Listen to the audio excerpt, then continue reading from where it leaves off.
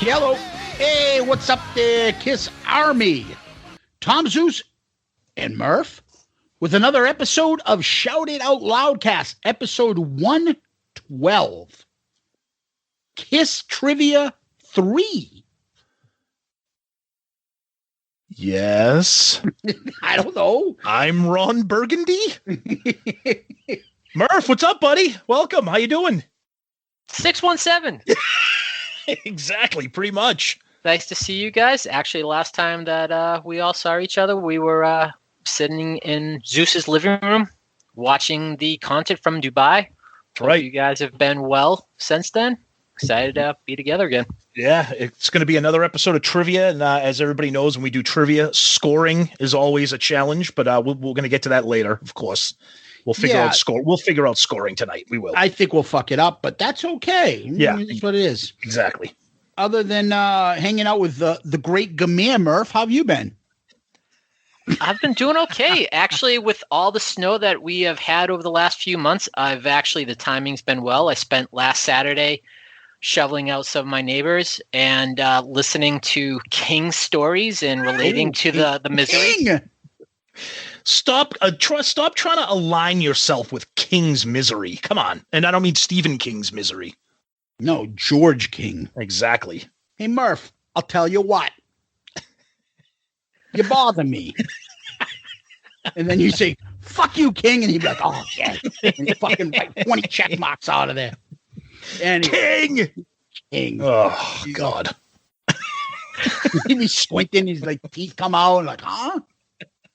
Fucking King. Anyways, boys, we usually start these episodes by going into last week.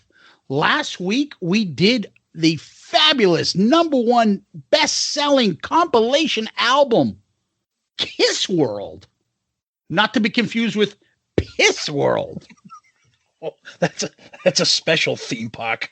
That's the 2-for-1 deal that Rye Guy got at the fucking video store. 10 bonus points, Murphy, if you can remember the name of the store from college. Oh shit! I can't remember that. All I know that it was on 138, correct? Yep, and it was right next to what famous Chinese restaurant? Rock and roll. No, you order? No. Oh, no, it was next to Ho Yan. That's right. Right? We had a few options. Yeah, I know that's true. Three Chinese food, a grape soda. 3 Chinese food restaurants within like a 10-foot radius of each other. So do you remember the story? We were ordering food and I asked them if they had any grape soda. And they're like, yes, we have a grape soda. What kind? I'm like, grape. Yes, grape soda. What kind? I tell my son that story all the time. I tell there's actually a walk and roll in my hometown. I know we're talking about Ho Yan, but there's a walk and roll. There's Ho Yan. Oh, there's a walk and roll, I think, in Arlington as well. Oh my! Do you remember how they used to answer when you called? Walk and roll, what you order? That's what they used to say. Great. Here we go. They were say, we are wildness. Oh, here we go. We've just been fired. This episode won't even make it. All right. It's all good. You know we love them. Anyways, we talked about Kiss World last week, Tom. Yes, we did. And as usual, we start with the poll. And I think the poll was about which awesome song off the debut album wasn't on Kiss World that should have been. Right. Yep. So Kiss World, the quote-unquote best of another compilation. So there was a lot of things that were left off that compilation. We could have put a bunch of different things in the poll, but we chose to focus on the debut album, which had nothing on there. And we said, what song off the debut should have been included in Kiss World? Black Diamond, Deuce, Cold Gin, or Strutter? And Black Diamond won with 35%. Deuce came in second at 29%. Strutter at 23%. Cold Gin, thankfully, came in last at 13%. So now, Murph, were you familiar with the Kiss World compilation? I would think you would, because it's got Shandy on it. I have to say I am not familiar with the album. I was pleasantly surprised to hear Shandy was on it, and I was actually surprised that George took the high road on it. He didn't really badmouth Shandy last week when reviewing the album. Who the fuck is George?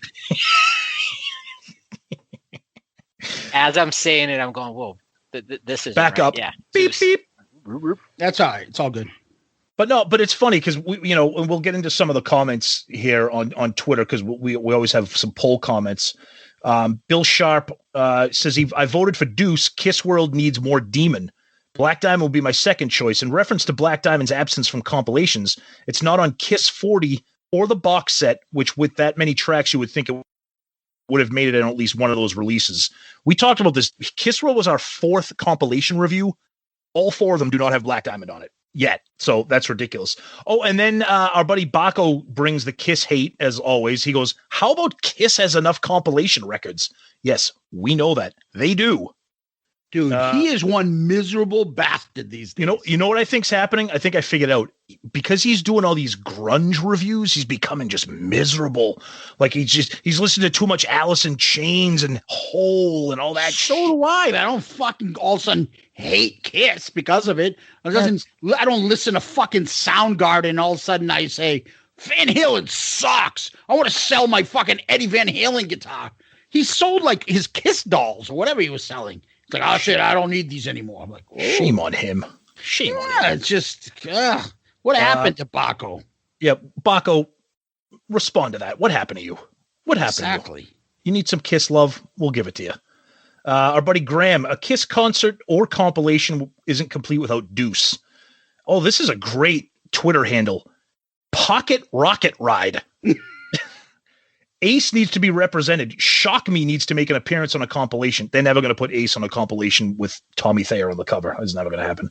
On the Fly, how the heck does Black Diamond only get on one of the gazillion compilations that they've done?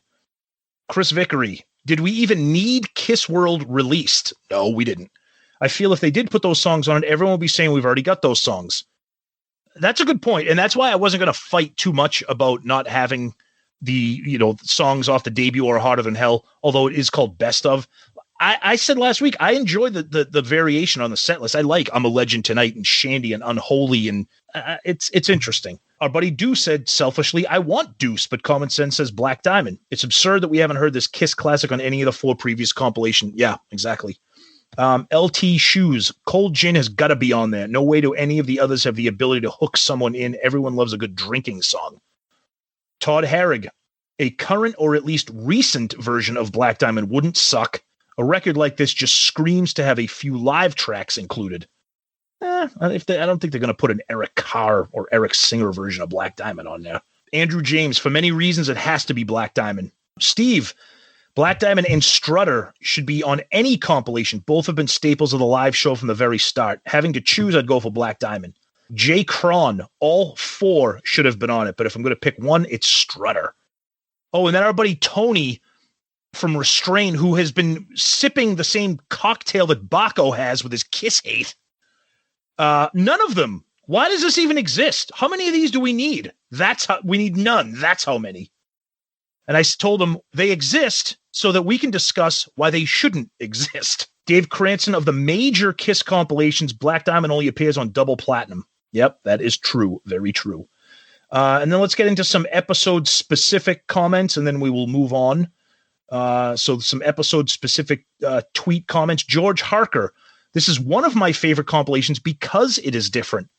I'm glad the last two albums are represented, but agree you can't call this the best of without some of the classics. Where's Drago? He is overseas. I believe Where's Drago is in somewhere over in Europe. I'm not sure where. I don't know if he's in the UK or not.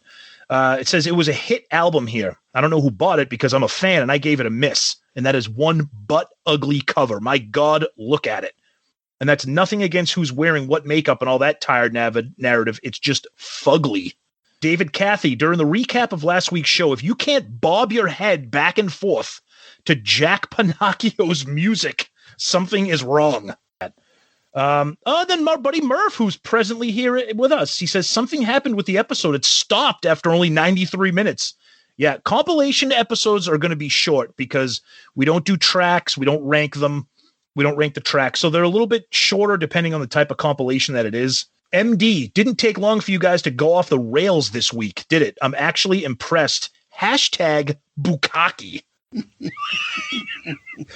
Our buddy Costa Vocinas, he posts a picture of a woman with an angry look on her face, and he says, "Listeners' wives, as Zeus is breaking down the definition." Nice. Alessandro Rourke, I think fans are allowed to complain about releases like this. Clearly, no effort was put in it. They just knew fans would buy it regardless. Maybe. Could be. I don't know. Who knows? Let's see. Our buddy Mike over at 80s Glam Metal. Imaginary theme park. I love it. That could have been its own episode. Tony again says, I had no idea this was even a thing. Yeah, well, a lot of people didn't know this. Our buddy, this is Brian. TXN Brian. I'm assuming that means Texan Brian. Great episode. No early album tracks. Not a very good selection on the front. Zeus and Tom do a deep dive. Wonderful to hear. Thank you, Brian. Kind words. Sean McNair had a great one. We've been waiting 2 years for you to do Kiss Exposed, and you do Kiss World? That just made me laugh. Don't worry, we're getting to all of those. Patience, my young Jedi. So that's some Twitter stuff, Zeus. Awesome. Tom, before I get to Facebook stuff, we did get a DM from Rick Rera on Facebook. Yes. And he wrote, another good episode this week.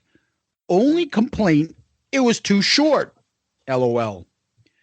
Maybe some random bonus, quote, watch along, end quote, episodes in the future if you get some extra time. Revenge of the Nerds. Oh, God. The Jerky Boys movie. Here's my favorite part. That's why I had to read this. Okay.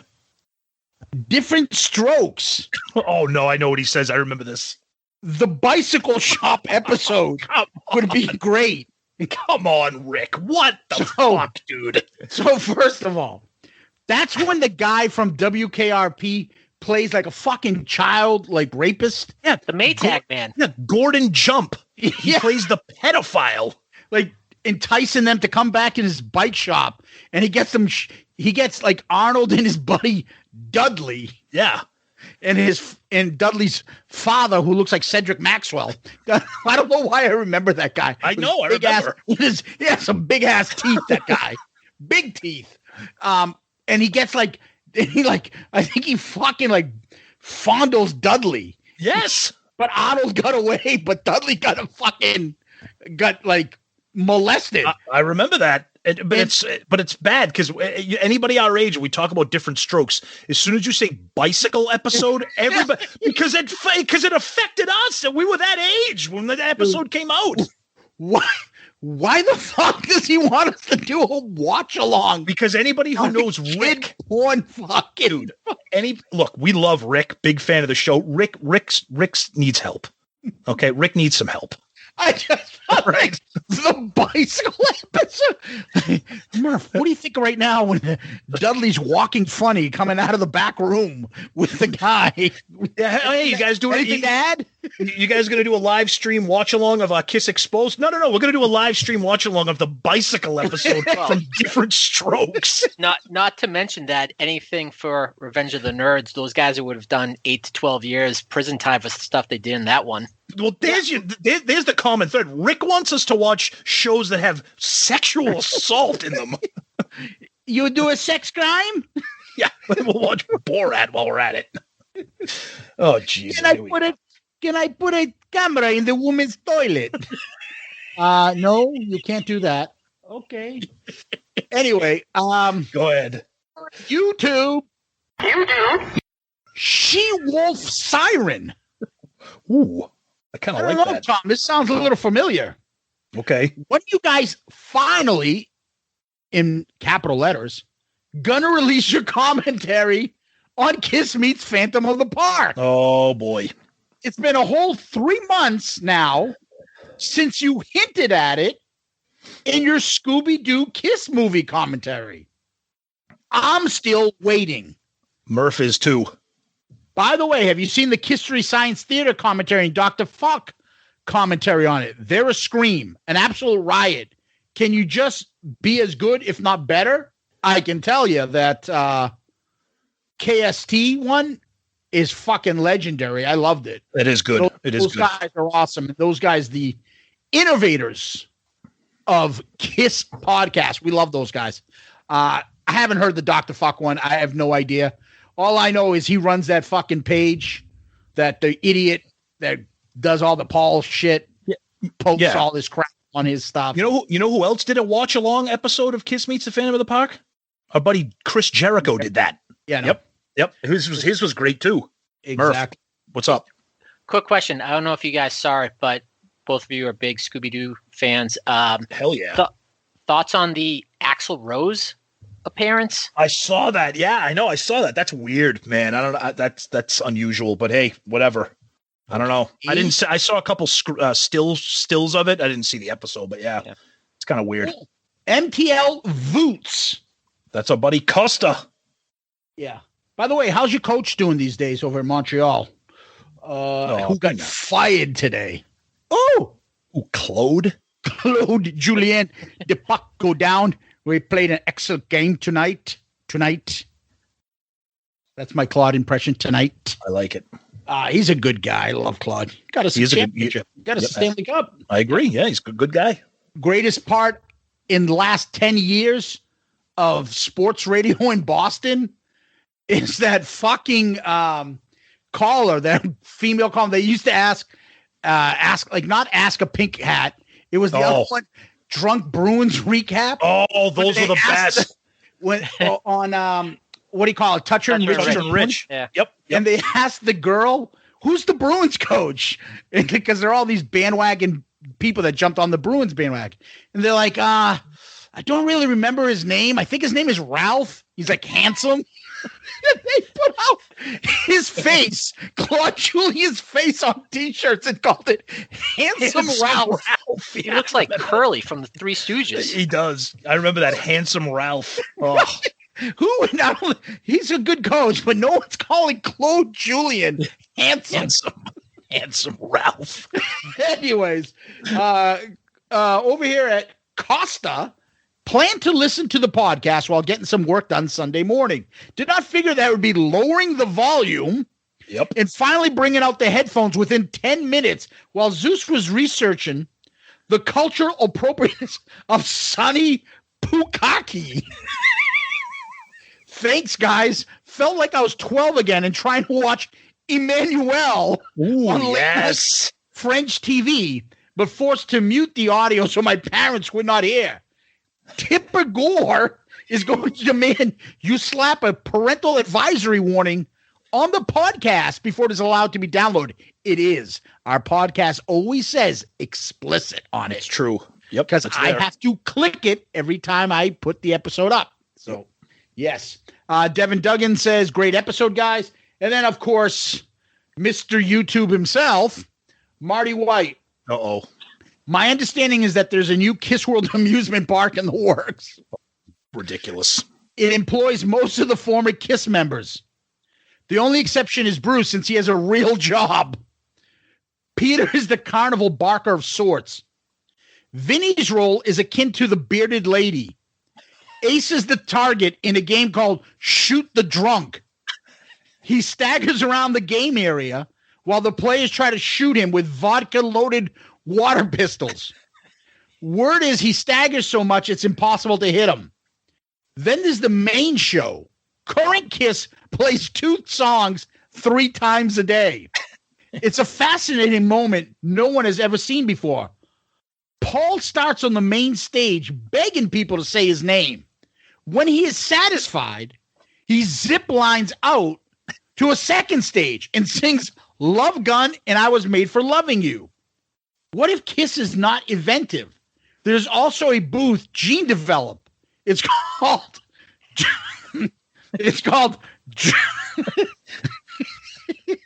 Drop a Deuce with Gene.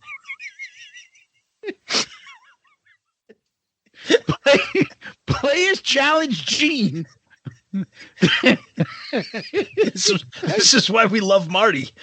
Players challenge Gene to a bean and cheese burrito eating contest. The person who can eat more burritos without taking a deuce wins. Word is Gene has never lost. Kiss World is a mobile park coming to a town near you, summer 22. as Bill Simmons would say, Murph, these are our listeners. Absolutely. Yes. Oh, God. On Instagram, we don't usually go over on Instagram, but you guys should check out our Instagram page. There's a lot more comments these days. Drew Ev, I think he's better known as I Love It Louder, right? Listening as I write this. Well, that's nice. Over on Facebook, Matt Wallace. What is Paul so pissed off about? And what's the deal with the ridiculous green ovals around Cheater Chris's eyes? Settle down with the house paint already. Yeah. And then he also made the comment, how fucking stupid could we make an album cover? See above. It's pretty bad. Graham Richley, the most pointless compilation of all time. Even the title and cover are pointless. The track listing seems like a Paul vanity project, and the lack of career-spanning artwork and commentary means it isn't even worth buying for a hardcore fan. I don't own it. I'd rather spend my money on more worthwhile Kiss crap. I like that. Worthwhile Kiss crap. I love it. Over on Loudcaster's page, Tom. Yep. Good old Tony Smith, and we're very happy to hear Tony's doing better. Exactly. God bless Tony. Yeah, God bless you, babe. Wish you luck in the future. Say a prayer. Yeah. See you later, fruitcake. Good thing you didn't review Kiss Classics. That would be a very short episode. I heard Psycho Circus is the only track on it. That is the basically Jigatu Renzuden CD, which is basically Kiss redoing the songs, right? Those classic songs. And then a couple of those redone songs ended up on the Scooby-Doo DVD. Yep. Yeah. Matt Wallace over here says Tommy Bukkake Thayer. Come on. Oh, come on. Be nice, man. We love Tommy. Daniel Reister. I have it on CD and LP. Ooh, it's a lot. Yep. Paul has duck lips by Stephen Stacy. Are Tommy and Eric not allowed to look forward? True. Tommy kind of is. That was from Stephen Stacy. Paul has lemon lips. Lemon lips. If you put a lemon on the side, it looks like his lips, like little edges, but then big fat portion in the middle. Pinocchio Jack, I'm done. Ha ha, Sonny Bukkake. But for this, I feel this Kiss World was a taste of pop songs in a few countries. E.g., Shandy came off Unmasked because Unmasked was a big album in Australia. Yep. Although songs like Black Diamond are huge in many countries, I think they just added some songs in there. So what songs made it in some countries, I don't know about the Crazy Night. Crazy Nights is big in England. I can tell you that. It is. And this album came out first in England. So that gives me diarrhea when I hear it. Oh, man. Also, my partner heard when you said in the last podcast that she does appreciate it a lot, and she takes very good care of me. Ha, ha, ha. Okay. Well, we're glad that your partner takes care of you, Jack, and we know you're a fucking cool guy because what did he post along with someone else, Tom, right? So Jack and our buddy John from Boston, we want to give big shout outs to them because they both got themselves some new Shout It Out Loudcast t-shirts from Click T-Shop. And they posted those pictures on social media, which is awesome. So thank you guys so much for getting those shirts, for giving our buddy Ed some business there, helping us out, spreading the word. And for anybody else that's getting any Shout It Out Loudcast gear, share that stuff on social media. It's awesome. So thank you to both of you guys for doing that. That's great. We appreciate that very much. Wear them proudly. Yeah. And that is from clicktshop.com. Thank you very much. And that's it on my end, Tom. All right. Couple more things. I got one more DM on Facebook from our buddy Craig Moran. He says, "Hi guys, I'm listening to the episode right now. Personally, I don't even know why you're bothering with this release. There are too many compilations. This is just one more. As far as the analysis of the actual packaging, Universal just slapped this together. No care into the visuals or anything else. The one thing that I wonder is whether the purpose of a lot of the track listing is to focus on albums that maybe didn't sell as well. I can't figure it out. purely another cash grab by the record company. Unless you're a completist, there's no reason to own this. Yeah, exactly. And then I said, because it's the most recent compilation, has unusual track selection, we wanted to cover it. And he's like, yeah, he goes like, I get it. I wasn't criticizing. He's like, I just think the album is silly. Silly. There's 2 Peter songs, no Ace songs. Take out Hard Luck Woman and replace it with Shock Me or New York Groove. So Craig Moran, big fan, getting into a little dialogue there, which is cool. And then we have a couple quick emails we want to run through here. We got one from, the email address is Rush is Lee Lifeson Peart. Yes, we know that. So thank you for that email. And he's talking about he was a little late to the party. So he's commenting on the She episode that we had with Sonny for Valentine's Day. He said, very imaginative and enjoyable podcast to listen to. Sounds like all 3 of you put a lot of work into it. I've never heard any Kiss podcast like this one ever before anywhere. A lot of fun to listen to. Awesome, awesome job. That's from Anthony. Anthony, thank you. We appreciate that very much. And then we got one from Greg Gould. Sorry I'm doing this the lazy way, but have you guys ever made a live show lineup using the solo albums? If so, I'll look for it. If you haven't, I think that would be a fun show. I really enjoy what you guys do. Thanks for all the entertainment, Greg. Yeah, we included, when we do our Real Kiss Alives, the solo albums was involved in one of that. We did side 4 of Alive 2, solo albums, and Dynasty. So check that episode out. I believe that's the Real Kiss Alive 3. We did that. And then David Clark. Hey, shout it out loud, team. For the imaginary and failed Kiss World amusement park, you forgot one can't miss ride. It's the Gene Simmons It's a Small World ride, where you visit as many women throughout the various countries represented and see how many countries you can travel to before you get syphilis. Great episode as usual. Good info and laughs as always. Agree that the album Kiss World is an odd compilation. It's not a recent compilation. It's not a full catalog compilation. Seems like we have a record contract to fulfill. Let's throw this together and call it done situation to me. Love the podcast. Keep up the great work, guys. David C., Indiana, shout it out, Loudcast fan. David, awesome. Thank you so much, buddy. Big appreciation for that. And we're going to wrap up our comments here with some really nice words from one of our biggest fans. Earliest fans. Exactly. I was going to say that biggest and earliest fans and supporters of the show. And that is the great David Cathy. And he had a couple really, really wonderful things to say to us on Twitter. He said, we love you guys. You make the show wonderful to listen to. You guys are funny as fuck. Then he continued and says, you guys have touched a lot of lives and we appreciate everything you two do. You bring a lot of happiness, a lot of laughter to all of us. You have the greatest podcast I've heard for Kiss. We don't want you to change because you guys are the funniest MFers out there. We love you guys. David, that means a lot. We know that you are a podcast legend, that you're a big fan of a ton of different shows out there. And to hear words like that really means a lot. So you are the comment of the week. Big fan, and we're fans of you as well, David. So thank you for taking the time to write those words. We appreciate that very much. Yeah, that was awesome. Comment of the week, Mr. David Cathy. Thank you very much. Absolutely. Yep. Good answer. Good answer. I like the way you think. I'm going to be watching you. Before we go off into Kiss World, we want to give a nice big shout out to Brian Stone. Brian is our newest Patreon subscriber, and Brian, and we greatly appreciate Brian's support.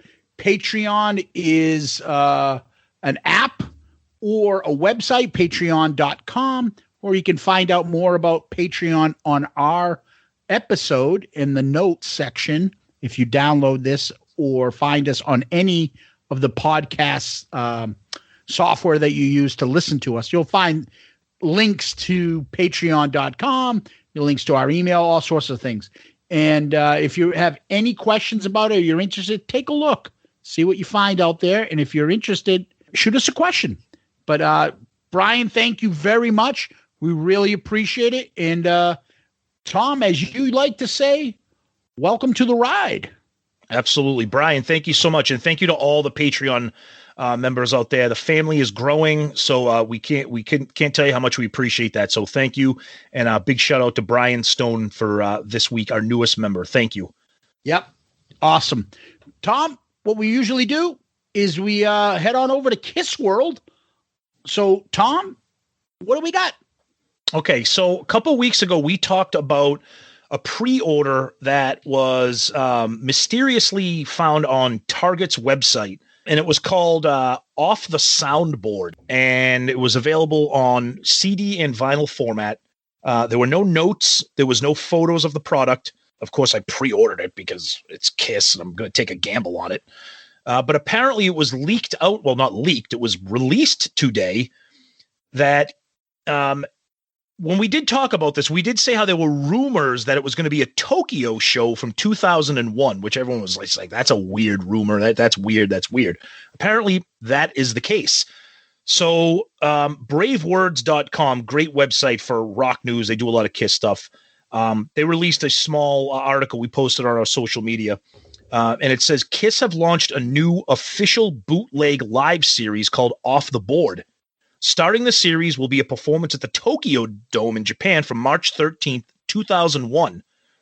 The show comes from the band's vault of soundboard recordings, and this is a concert with Paul, Gene, Ace, and Eric Singer. It's going to be a triple vinyl. The packaging is kind of unique.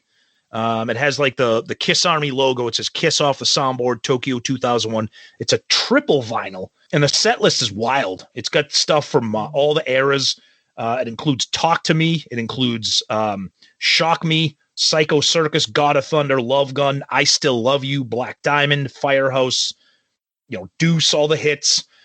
So if you're a completist, and this is a unique item to have because it includes the original three and then Eric Singer on drums.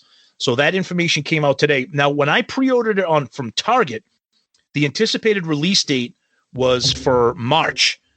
This pre-order is available from Amazon UK and Amazon US, and they're saying that this is going to be available in June. So we all know pre-orders can change at the drop of a hat because they are pre-orders. Nothing's been confirmed. So that's big news. It's exciting news. I saw some other chatter on Facebook that this looks like this might be something forthcoming. And if that's true, I think that's pretty awesome, seeing that Kiss might be releasing live shows. That being said, this is a very odd one to release. Zeus, what do you think about releasing kind of a weird lineup like this? Well, I'm thinking out loud that Peter's live performance couldn't cut it. Yeah, probably right. And so they're like, all right, find someone with Eric on it, because if you listen to Peter's stuff, it doesn't sound good. So let's find something with Eric. Mm-hmm. And, the fans won't give a shit because Ace is on there. Exactly. Yep. Yeah. Again, for me, is the Ace Eric Singer fucking version of Kiss something I got to have? Not really, but I don't mind it. It's something different. Let's take it. Yeah. But you throwing out the fact that Psycho Circus is on there, is that a positive thing, Tom? It is not a positive thing. It's a pretty big set list for a compilation to have 3 records. That's unusual. Usually you see a double vinyl. So it's a big set list, and it's got a lot of stuff on it. So I don't know. I think, again, it's on CD. I know you're a CD guy, so it might be something you want to add to the collection. It's a live show. Of course I'm going to do it. Yeah. Now this is by Kiss, correct? It is, according to this information, it is saying that they're calling them official bootlegs, meaning they're off the soundboard. Like, that's what they're calling them. And it does have the Kiss logo on it. Yeah. It's being sold at places like Amazon and Target, which don't sell bootlegs. So yeah. And what I was thinking, well, nowadays you can find all sorts of crazy shit on there, but it reminds me of Pearl Jam's, back in the early 2000s. Exactly. When all of a sudden you'd have all these live versions, and I was buying all these Pearl Jam, any performance of theirs in Mansfield I bought for like a 3-year period. So, and it does say that Universal Music and Mercury is behind this. So if this is a sign of things to come, like you said, if they start doing similar things to what Pearl Jam did, that'd be great. So especially if it spans, it's different, it's unique. We'll take it. Yep. Another thing that came out today that was interesting was that I didn't know that this existed, and the fact that the story came out today, I'm assuming it's new information, and it's saying that Kiss is going to be going to the Hard Rock Hotel in Atlantic City, New Jersey on August 21st, which is about a week before they're supposed to come to Mansfield. So this bodes well. But the interesting thing is they're selling tickets to the show, but it's not being called the End of the Road Tour. This is a show that's being called, quote, An Evening with Kiss. What do we think that is about? Zeus, you start. Murph, you can give some thoughts too. Zeus, sure. What do you think this means when they're calling? This is not another show on the End of the Road Tour. They're calling it An Evening with Kiss, and they are selling tickets to it. Well, for me, An Evening with always makes me think that it's an informal setting. Yep. And it's kind of acoustic or slow, like a small group, informal gathering at a small little club or something. Yep. And I feel like maybe it'll be stripped down versions of songs. Something that Kiss, I would never expect them to do now. Yep. But if this is what it is, fuck yeah. Sounds awesome. Murph, what do you think? What's your interpretation of An Evening with Kiss? Yeah, I think to your point, Zeus, stripped down, depending on how much longer the restrictions are in place. Is this possibly a warm-up for the following weekend beyond? Are they going to have a chance to really practice much over the next few months? And is this an opportunity where they can just work together, play together, and do it in a more intimate setting and just get a feel of how they're coming along? Yeah, it's interesting because so they're supposed to be, if you go on their website, their tour is supposed to start back up in June over in Europe. Those dates are still active. They weren't supposed to come back to the U.S. until our show in Mansfield, Mass. At the Xfinity Center on August 18th. Okay. This show is on August 21st. So I was wrong. This show is after our show. I'm sorry. This show is after our show. So they're going to be, according to their tour calendar, they're going to be playing August 18th in Massachusetts, August 19th in Maine, and then they're going to the Hard Rock in New Jersey, and then they're going to Connecticut after that. So I don't know. We don't know what this is. I guess it's going to be something to keep our eyes out and see if Evening with Kiss actually means anything or what. So just thought that was interesting. So yeah. Zeus, you had a couple of little news tidbits to throw in there before we get to our game? Yeah. So a couple quick things. First one is Paul started releasing a song from his solo album, IOI, something like that. Yep. Honestly, Tom, I listened to it. I actually kind of liked it. Okay. But I love that R&B kind of stuff, Motown and the Temptations and stuff. Oh, I do too. I just don't want AM do it. It doesn't sound like him though. There's it seemed like there's a lot of finagling, but yeah, it's just, I thought it was pretty good. And then he's like, oops, I guess I wasn't supposed to release this. Yeah. And then, I know he's promoting, his son's got a new video out there too. So he's promoting something Evan just did. And he's been talking about that. Yeah, we did talk about that. Yep. No, this is a new one. Oh, a new one. I'm sorry. Okay. Yep. Yeah. Okay. Big Evan Stanley fan, are you? No, I'm not, but that's okay. I'm not going to pretend to be. No, that's all right. That's all right. I know that Eric Carr's sister was doing some live auctions, and Bruce is continuing that too. So take a look at those Eric Carr and Bruce Kulick live auctions. Give them some love because both of those camps are fucking awesome people. So yeah, those live auctions, we've mentioned them before. So on Facebook, there's a couple live auction groups. There's two of them. There's one particular guy that does the auctions named Kenny Begley, and he's the one that seems to do a lot of the work with Eric Carr or Bruce. He does unbelievable stuff, really, really great stuff. So check those out, even if you just want to watch for entertainment. But if you're interested in stuff, especially when you see Bruce or Eric Carr's family being involved, it's very cool. You like to watch? I love to watch. I love to watch. Absolutely, nice. Baby.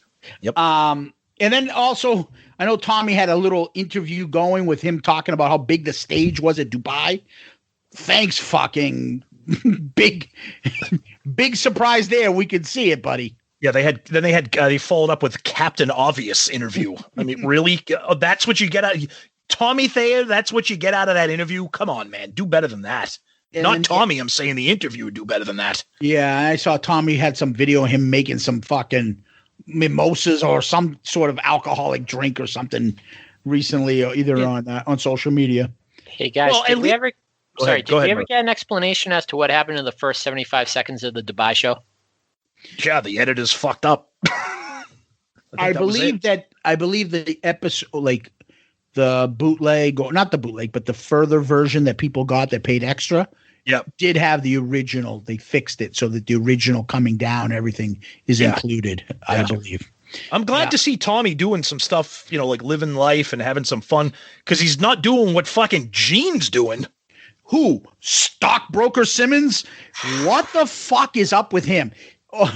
Dude, he's like Two-Face from like Batman. He's either Stockbroker Simmons or Grumpy Gene, or because he's either pissing off and arguing with fans about whatever, or he's talking about his Bitcoin. And it's always with the repeat of the person's awful Twitter hang. I love that. Yep. No, I eat cat poop. I am not telling you what to do.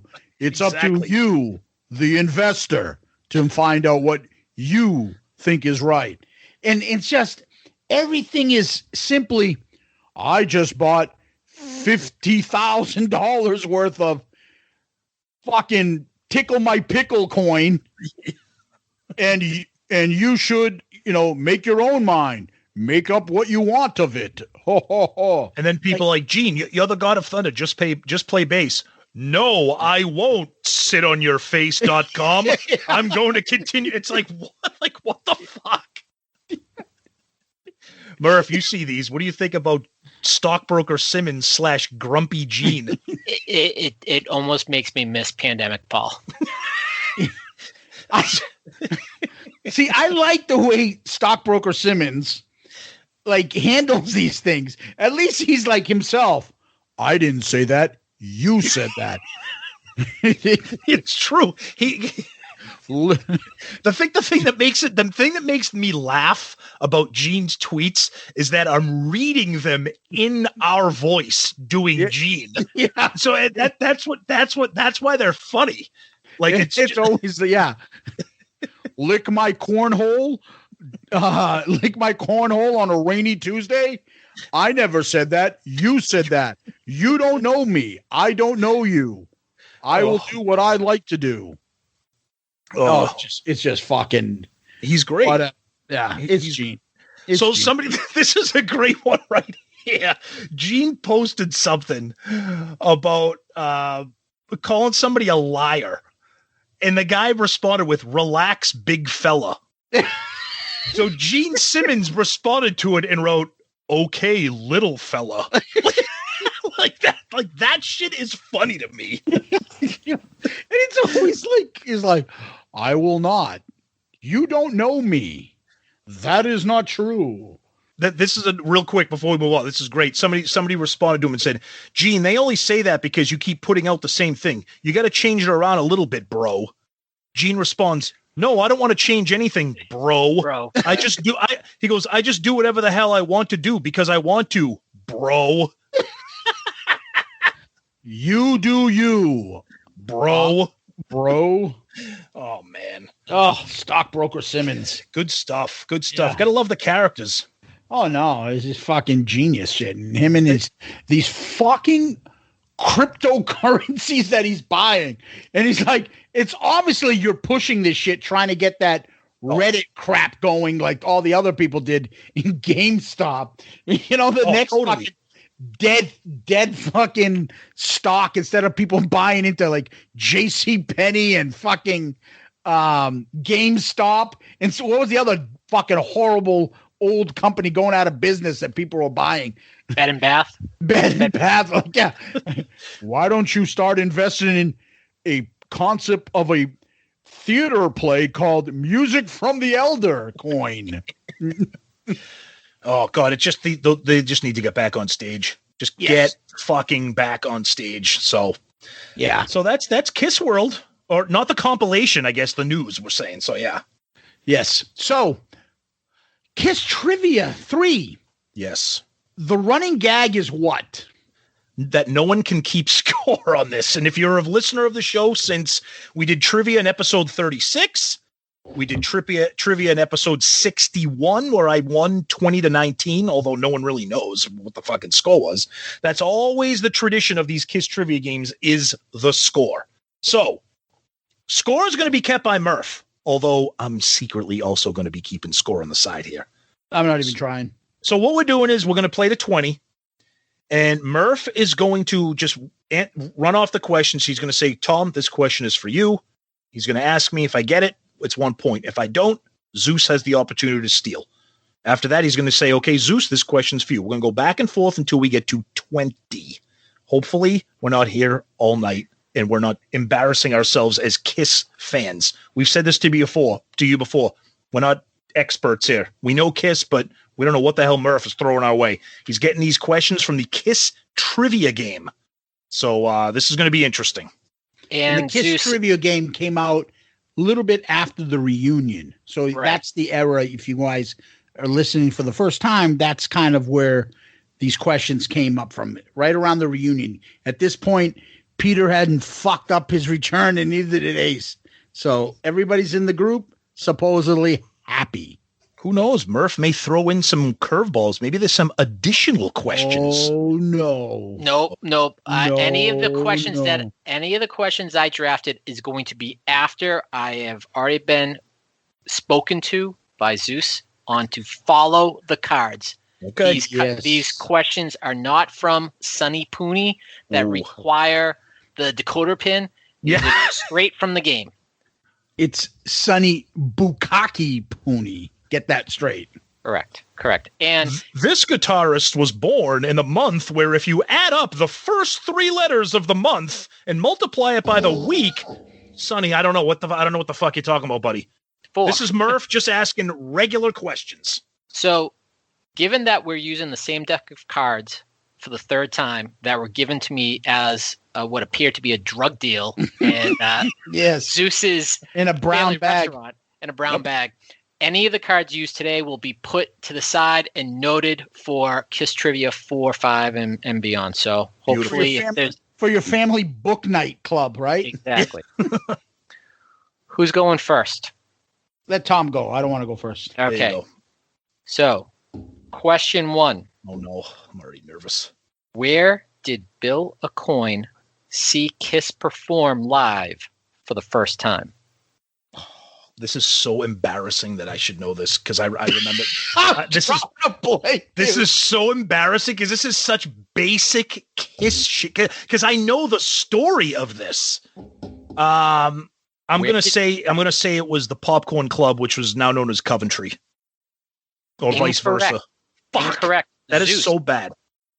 Where did Bill Aucoin see Kiss perform live for the first time? How do we not know this? Murph, you're fired for embarrassing us. For me, I'm like, Bill Aucoin, I know this, you know why? Because I'm thinking of this with us doing Sean Delaney's book. Yes.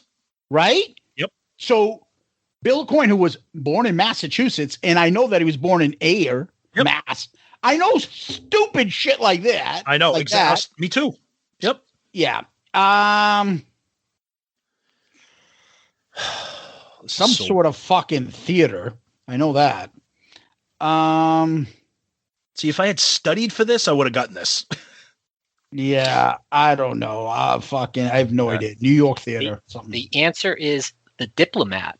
Oh, August 11th. Yes. The hotel. A hotel Diplomat. Yep. Yeah. All right. So now to Zeus.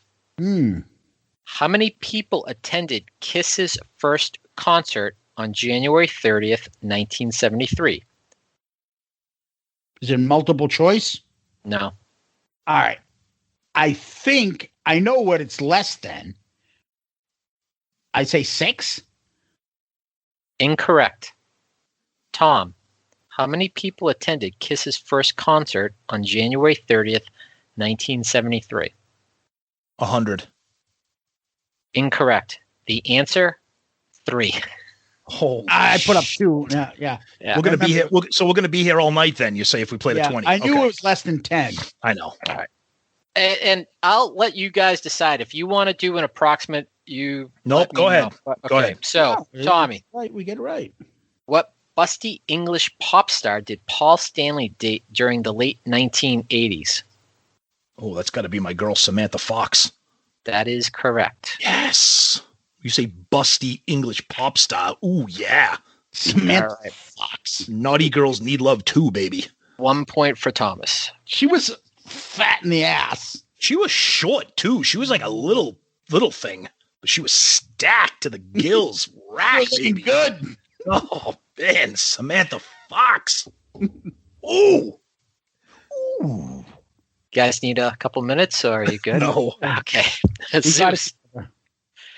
What is Peter Criss's third wife's name? Is it Gigi? That is correct. Wow. All 1 right, point. Zoo. All All right. right, 1-1. Constantly. All right. Thomas, last question on this card. Which member of KISS survived a tragic fire in a club that killed 22 people, including 2 members of his band, Creation? See, I don't know. Like Zeus makes a face like, oh, so easy. And meanwhile, I'm like, I don't know who the fuck this. I don't know who Creation is. I'm looking at Zeus. Very pensive. Ace.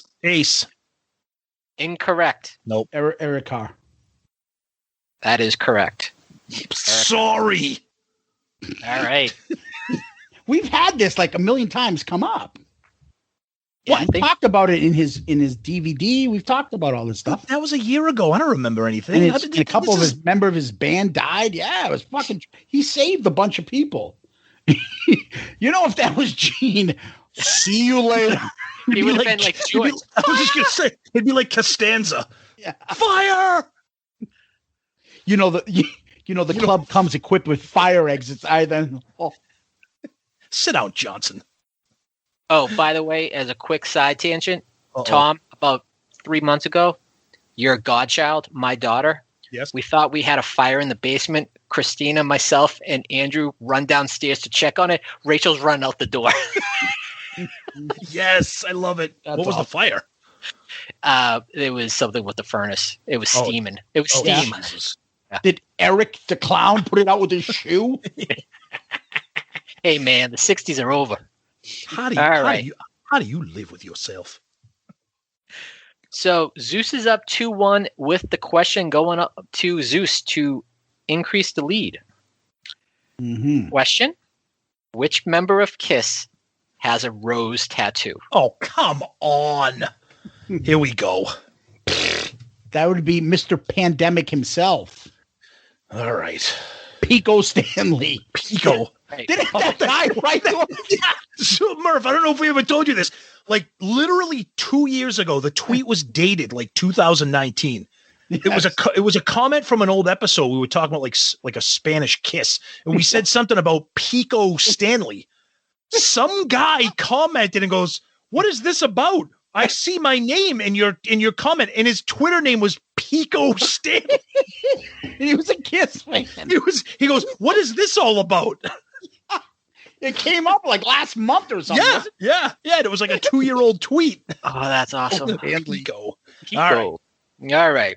Thomas, down 3-1. Your question.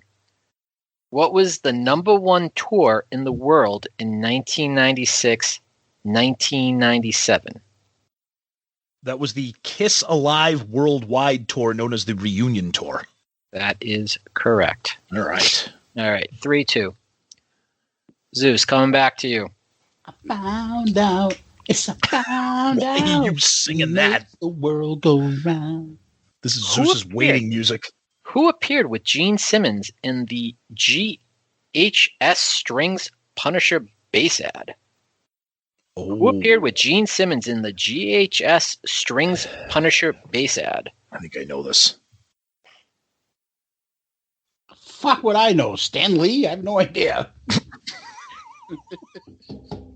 Fucking knows. I don't know. Bad time to take a sip of water. Thomas for the steal? Is this the ad where he was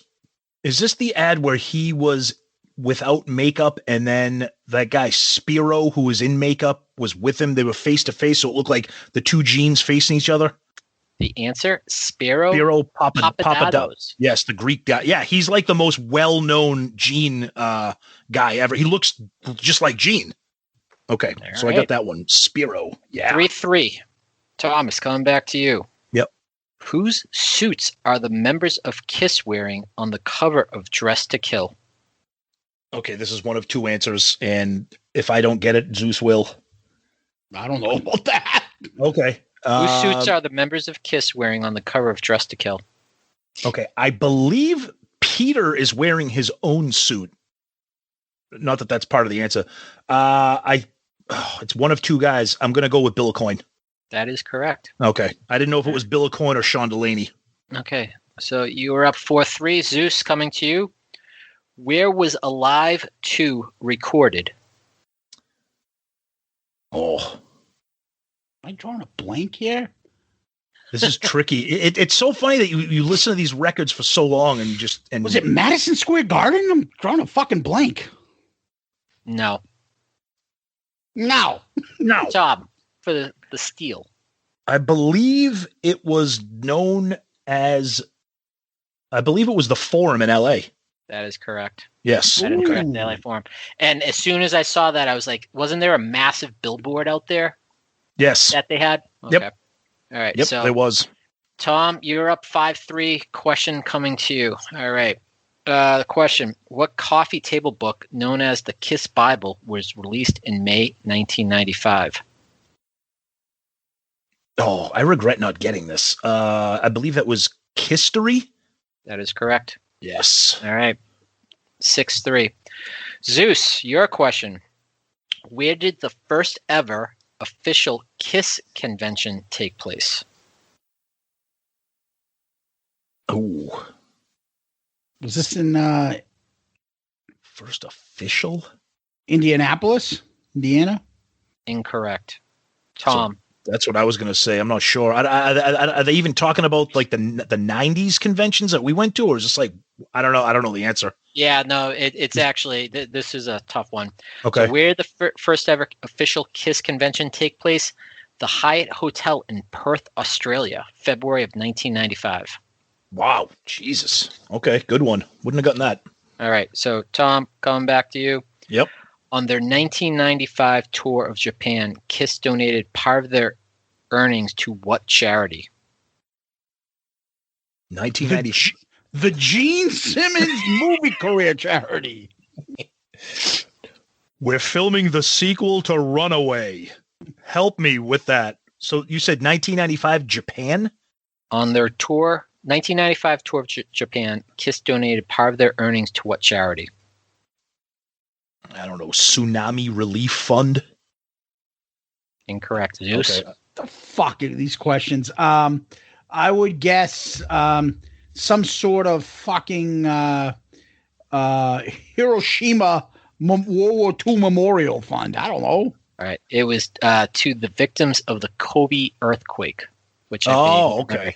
Okay. So, all right, Zeus. I didn't know if it would have anything to do because I think the word comes from. It sounds like a Japanese word, so I didn't know if maybe it was like bukkake related. So, but it wasn't apparently. So it was the earthquake. So it was the Sunny Bukkake Relief Fund. All right, Zeus. Which legendary English heavy metal band opened for KISS on their 1994 South American tour? Oh. Which legendary English heavy metal band opened for KISS on their 1994 South American tour? I'm thinking it's one or two. Me too. And he's going to guess the other one if I guess mine. Let's go with Judas Priest. Incorrect. Thomas. All right. Well, then I'm going to go with Iron Maiden. Incorrect. Oh. Black Sabbath. Oh, no shit. Really? Yeah. Wow. Okay. Right. Thomas. Damn. What man of 1,000 faces did Gene Simmons idolize as a young boy? Lon Chaney. That is correct. All right. You are currently up 7-3. Ooh. Zeus, your question. In what year was the KISS album Crazy Nights released?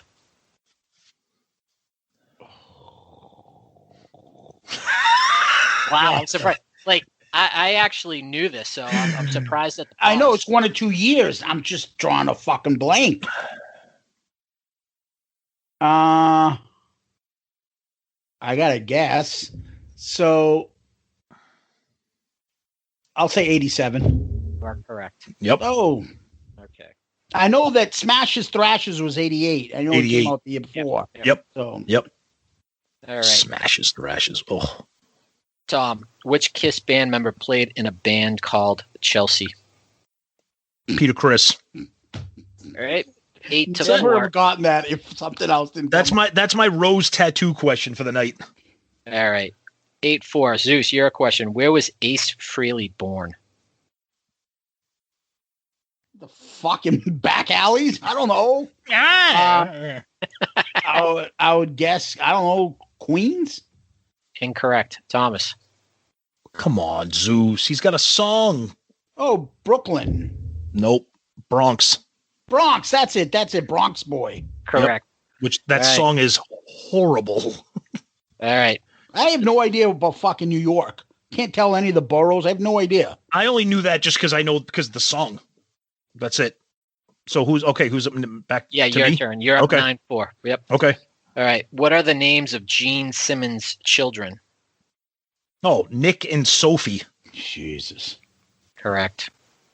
Well, Zeus, you didn't want him to skip. Let's go by the cards. I got these side questions right here. All righty. What is the name, Zeus? This is for you. Sorry. What is the name of Gene Simmons' magazine? Oh God. Yep. I'm sorry. Tongue. You are correct. All right. 10-5 is the score right now. Tom. Hung Magazine. Who has been Kiss's manager since 1996? Is it Chip Magoo? Doc McGee? That is correct. Jesus. 11-5. All right, Zeus. Which Playboy Playmate Coppertone model did Peter Criss marry in 1980? Oh, what's her fucking name? Oh, man. Linda something, isn't it? That is incorrect. What's her fucking name? Paul shits on her. Shits on Peter all the time about her. I don't know. I don't know this. Okay. The model from the Playmate that used him. The Playboy Playmate Coppertone model is Deborah Jensen. That's it. Oh, okay. Okay. Right. Remember, Paul was like, I wonder if she would marry him if she knew he was the former drummer in the big band. Remember, like, what a fucking dick thing to Dude, say. Paul Stanley lost Donna Dixon to Dan Aykroyd, so he should settle down. So, ugh. Go ahead. All right. All right. Coming to you, Thomas. What is Peter Criss's daughter's name? Oh, is it Jenny? Jenny Lee? It is Jenny Lee. All right. Nice. All right. 12-5. Okay, Zeus. Where was Ace Frehley's final concert with Kiss before reuniting with the band in 1996? Oh. Where was Ace Frehley's final concert with Kiss before reuniting with the band in 1996? So it must have been. They didn't even tour on. They didn't tour on Elder. So I'll guess. I will say somewhere in Australia. Let's go with Perth. Incorrect. Tom? Yeah, they didn't tour for the Elder, and I'm just gonna guess somewhere in Australia. I don't know. Okay. No, it was Auckland, New Zealand. Oh, so it was down there. Shit. Yes. Okay. Okay. Damn. All right. Tom, last question on this card. Where did Peter reunite with Paul and Gene on stage for the first time since 1980? Where did Peter reunite with Paul and Gene on stage for the first time since 1980? It was the Kiss convention, but I don't remember where it was. Was it the Indianapolis Kiss convention? Incorrect. Zeus? L.A. Correct. Los Angeles Kiss convention, June 17th, 1995. Oh man! So that is a point for Zeus. 12-6. And Zeus, this question is coming back to you right now. What role does Gene Simmons play in the movie Wish You Were Dead? A villain, but I don't remember his fucking name. No, what role? What role? Like the villain he played. The bad guy. I don't know. Yeah, okay. No, that is not the acceptable answer. Tom, what role does Gene Simmons play in the movie Wish You Were Dead? Well, I'm going to start off by telling you I've never even heard. Wait, Wish You Were Dead? Yes. Isn't that the transvestite? Go ahead. Is that No. no? Isn't that the one with John Stamos? I'm going to be honest with you. I've never even heard of the movie. Okay. He plays an Italian hairdresser. No clue. Okay. Didn't know that one. All right. Still 12-6. Tom, your question. From 1992 through 1996, who were the tour band members in KISS? Give me the dates again. 1992 through 1996. Who were the band members touring? Come band on. members? Gene, Paul, Bruce, and Eric Singer. Correct. Wow. Meanwhile, what character did Gene play? Yeah. Zeus, what's Ace's blood type? Yeah. All right. Zeus, Vodka. True. Zeus, which member of KISS directed movies Ultimate Imposter and Cutter? Which member of KISS directed movies Ultimate Imposter and Cutter with a C? Wow. Not Mr. Cutter. What the fuck is this? You know the trick question, I would guess it would be Gene. Some shit movie I never heard of. That is, Gene is not the answer. I have no clue. Okay. I've never. What is it? Paul. What? He directed movies? Yep. Never heard of either one. When did that? Did it say when they came out? No, it does not. Wow. Okay. All right. Tom, your question. What is Peter Chris's birth date? Oh, come on. Are you for real? Sonny. Seriously. I don't know. It was 1940 something. I have no idea. Okay. Zeus, do you know his birth date? 1943, something like that. It's December 20th, 1945. Ah, Jesus Christ. All Fucking right. Birthdays. Zeus, what was Vinnie Vincent's KISS character? the Ankh Warrior or the Wiz, one of those they called it. Yeah, they refer to it here as the Egyptian warrior. The Ankh Warrior. The Egyptian magician. Yes, my name is Tarbash, the Egyptian magician. I do magic act. Then I bring Mountain Cat that I terrorize people with. Then you bring a cat, okay? Then I bring Flying V on stage. Then maybe for encore, I choke some of the faculty staff. Okay, you choke the staff. Okay. Then I choke Gene Simmons. Okay. The Egyptian. Oh God, go ahead. The Egyptian magician. I love the girl is so excited. Oh, the Egyptian magician. Then I come with whip.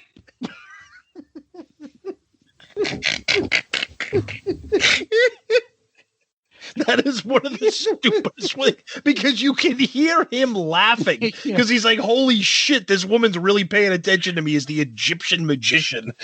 Well, you better not bring the mountain cat with you the first time. Go ahead, Murph. All right. Tommy, your question. What KISS compilation album was released in November 1996? KISS compilation album released in November 1996. Okay, so that was in conjunction with the Conjunction Junction.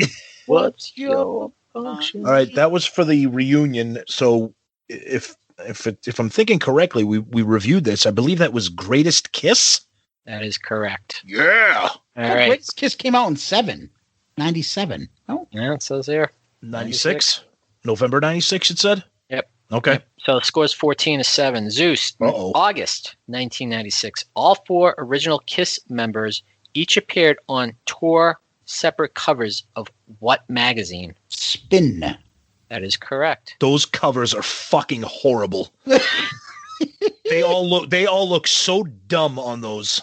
Oh, I don't get Peter's. What the fuck? I is don't know. that? I still have them. I have them all. Still, Who Gene's said, the one. yeah, this is a good idea. Yeah, and Gene's like the only one that looks like semi. No, but then again, Spin magazine back then, Kiss is not Spin's audience in the 96, 97. It's stupid. But anyways, all right, Murph, what do you got? The stupid Movan stupid? Stupid Kiss fans. They're stupid. All right. It ain't about the money, Dale. It ain't about the money. All right, Tommy, your question. Caller, move on. Needs to meet me at the hot dog safari. Hey, how are ya? Hey, how are you? Jambalaya. Suffolk Downs, right?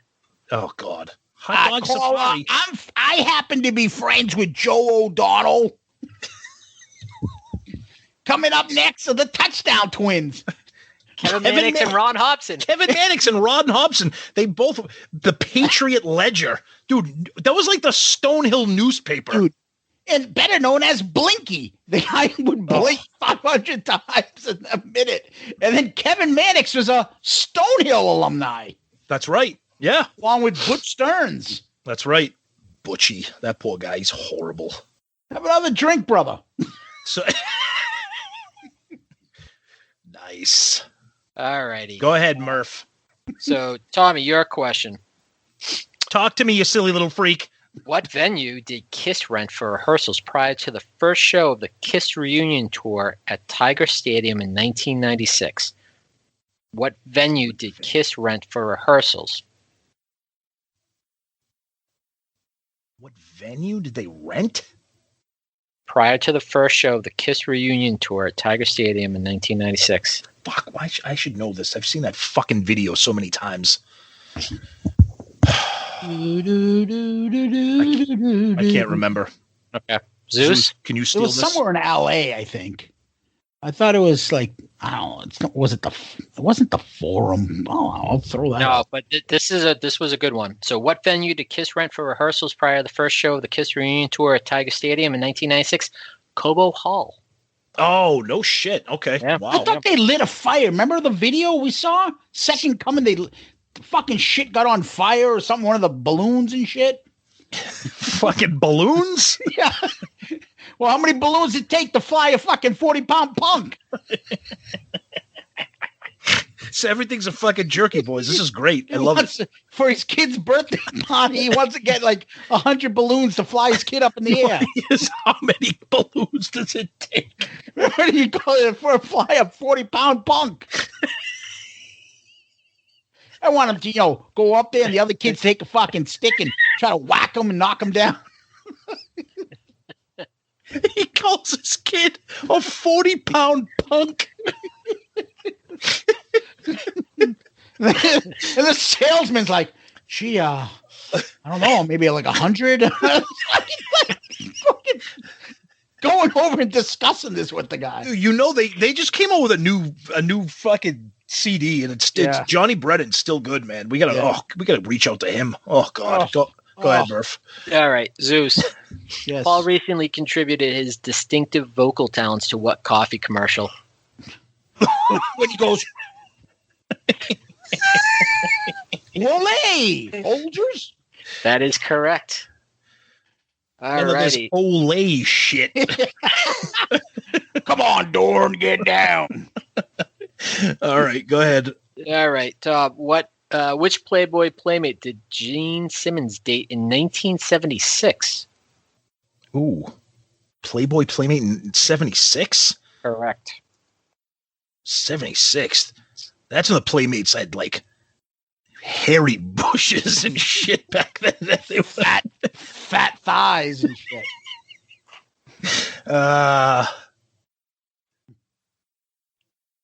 Shit, I don't know. Can't think. Zeus? I'll just say Shannon Tweed. I don't know. Star Stowe? Star? What's your name? Saul Rosenberg. Star? All right. Oh, man. Did you tie him up to the pier and let the fishes eat at him? We can't walk along the beach and step on piss clams. He doesn't want to be tied up to motorboats and dragged around like a fool. He wants to hold hands and walk on the beach with Jim. and step on piss clams. Should we do Jerky Boys trivia next time? Seriously, I think would be the game would be over. We would have nailed that 20 for 20. All right, go ahead, Zeus. Your question. What's wrong with the painter ad that what's his name called on? They made a mistake in that ad. Oh yeah, yeah. See into situations wanted. Yeah, yeah. A lot of people call me up. I'm looking for it. Yeah, I'm not working myself. Hey, I know what it's like. You paint the union? I don't go with that union shit. You know, I'm a painter. Paint everything. Just did some job on my car. Used a roller there. Came out beautiful. Oh, yeah? That's the thing. Oh, yeah. He's fascinated by it. He's like, oh, yeah. Give me your number. Wait, you're way down there. Oh, shoot, way downtown. Fruitcake. Go ahead, Murph. I can't. I'm fucking, my head is killing me right now. I'm dying. Oh. I'm getting a beating, so I'm always going to make this fun. Go ahead. All right, your question. Name the song Kiss performed at Super Bowl 33. Like a trick question. Wait, is this for me or Zeus? It's for Zeus. Oh, okay, sorry. Did they play Rock and Roll Night? That is correct. Is that a trick question? I'm like, yeah, they played Mr. Speed. All right, we are at 14-10. Okay. They pulled out fucking in on the 8th day. Read my body. Read my body. So bad. All right. Question for Tommy. Who did Paul Stanley marry? That's the question. Shit, now I gotta remember the publication date of this trivia game. Correct. Evan Stanley's mom? Fuck, I can't remember. Was it Pamela Stanley? Wait. What's the last name? Isn't it Bowen? That is correct. Yes. Okay. Dude, all right. She is hot. She's very nice too. Okay, sorry. Yeah, she's nice. She's very nice, very professional. She's a friend of mine. Yeah. She lives in the Niagara Falls area. You wouldn't know her. Yeah. I find it offensive. Go ahead. All right. Zeus, your question. What was the first Kiss album to go gold? Ooh. Oh, this is a trick. I would guess Alive. That is correct. Nice. All right. 15-11. Oh, boy. Thomas, who opened for Kiss at Dodger Stadium for the first show on the Psycho Circus tour?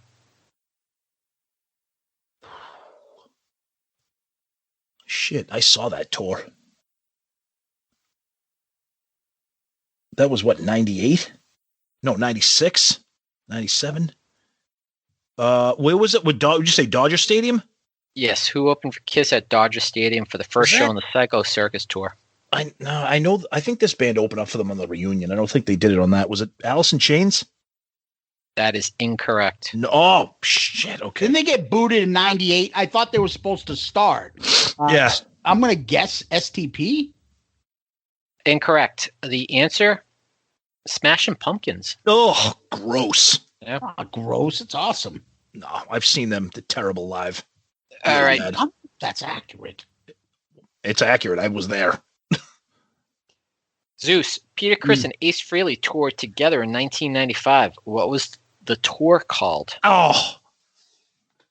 Fucking shitbags. I was waiting for something it was like fucking something trouble or fucking toxic or fucking what the hell would they call themselves? Bad or fucking what do they call them? Twins? Bad fucking good Lord, why am I drawing a blank? I'm gonna be pissed. Bad trouble or fucking disaster. I don't know. Fucking bad fish. Fillet of fish. Give me a couple seconds because I know this fucking one, and it's now I'm drawing a fucking blank, and it's pissing me off. It's a lot easier than you think, because you're almost there. Bad Boys. There you go. Yep, the Bad Boys of Rock tour. The judges will give credit. That's I'll give awful title for that. All right, 15 to 12. I wish we saw that tour. That would No, have but I'm saying that's a bad tour name. Them Bad Boys. Ooh. Well, I think they're like relishing in the fact that Paul and Gene made him out to be bad boy. It is kind of silly in retrospect. All right, Tom. Yes. On October 31st, 1999, Kiss appeared on what Fox TV comedy show?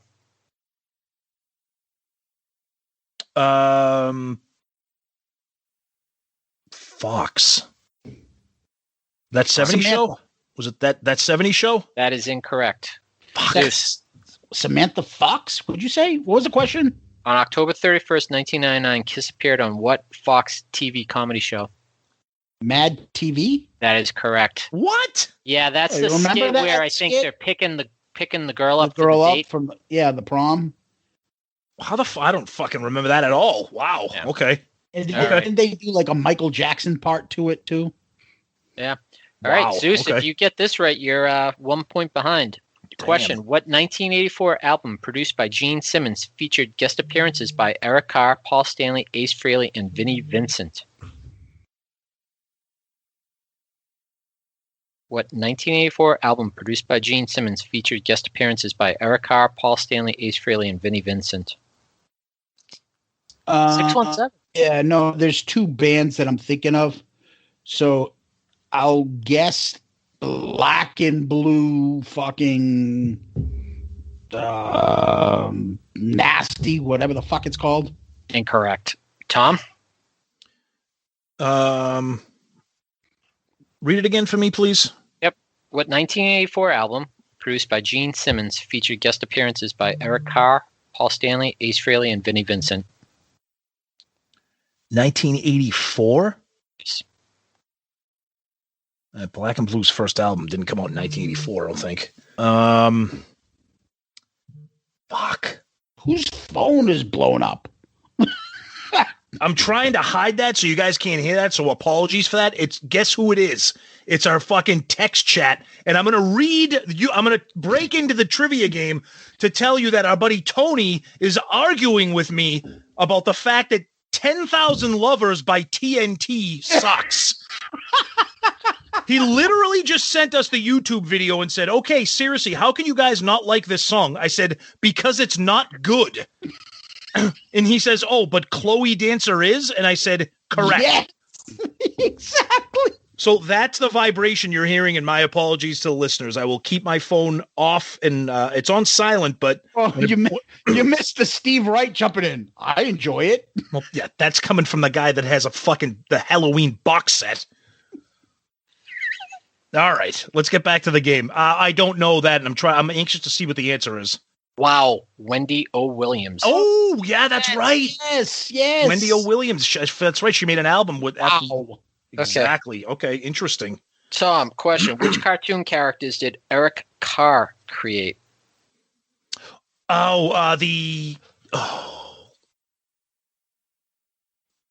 Which cartoon characters I know. did I Eric want to Carr say create? I want to say the Rockheads. That is correct. Yes. All right, 1613. Zeus. Mm-hmm. In a Kiss concert on January 22nd, 1997 in Osaka, Japan, who sang Gene's song when Gene lost his voice? Oh. Gene lost his voice. Okay. What year is this? January 1997. 97. Yep. There's no way Ace could fucking pick that up. 97, the band is, I would say Paul. That is correct. 1614. Right? Yeah. Because there's no way Peter's going to fucking do it. And there's no way Ace can fucking play that. Singing you fucking song and play the chord. Tommy, how the fuck does this song go? I want what all night? Rock and roll? What you order? Oh, nice. All right. Tom, your question. Okay. In what year did Kiss perform via satellite from the Meadowlands on Dick Clark's Rocking New Year's Eve party on ABC? In what year did Kiss perform via satellite from the Meadowlands on Dick Clark's Rocking New Year's Eve party on ABC? Oh, God. From the Meadowlands? 97. Incorrect. Zeus? Fuck. 98. Answer was 1996. Oh, I was going to say that, but I thought that was too obvious because the reunion just came around then. Okay. So we got 16-14. Okay. Zeus. In 1974, in Anchorage, Alaska, Kiss opened for Savoy Brown and Manfred Mann. Which of the two bands did not show up? Well, they're lucky both. You got a 50-50 I don't there. know. Savoy, I guess. I don't know. Incorrect. Tom? Okay, so it's Manfred Mann. Good one. All right. 17-14. All right. Tom, your question. Where was Peter Criss born?